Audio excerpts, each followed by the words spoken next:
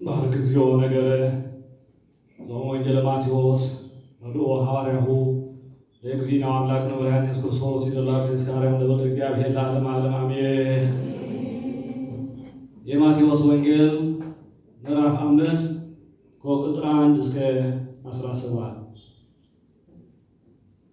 ብዙ ሕዝብ ባየ ጊዜ ወደ ተራራ ወጥቶ ተቀመጠ። ደቀ መዛሙርትም ወደ እርሱ ቀረቡ። አፉንም ከፈተ፣ እንዲህም ብሎ አስተማራቸው። አውቀው ነዳያን የሆኑ ብፁዓን ናቸው፣ መንግሥተ ሰማያት የእነርሱ ናትና። ዛሬ የሚያዝኑ ብፁዓን ናቸው፣ ደስ ይላቸዋልና። የውሃን ብፁዓን ናቸው፣ እነርሱ ምድርን ይወርሳሉና። ስለ ጽድቅ የሚራቡ የሚጠሙ ብፁዓን ናቸው፣ እነርሱ ይጸግባሉና። የሚራሩ ብፁዓን ናቸው፣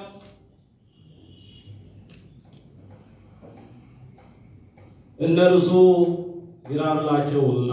ልባቸው ንጹሕ የሆነላቸው ብፁዓን ናቸው፣ እነርሱ እግዚአብሔርን ያዩታልና። እርቅ የሚያደርጉ ብፁዓን ናቸው፣ እነርሱ የእግዚአብሔር ልጆች ይባላሉና።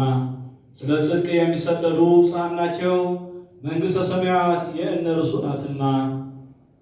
ቢያሳድዳችሁ ቢያሸሙ አጣችሁ ስለ እኔም የዋሹ ክፉ ነገርን ብናገራባችሁ ብፁዓን ናችሁ።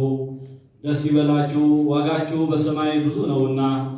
ከእናንተ አስቀድሞ የነበሩ ነቢያትንም እንዲህ አስተዳደራቸው ነበርና። የምድር ጨው እናንተ ናቸው። ጨው አልጫ ከሆነ እንግዲህ በምን ያጠፋጡታል?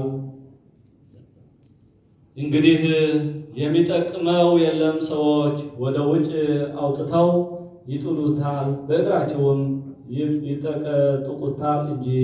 የዓለም ብርሃኑ እናንተ ናችሁ።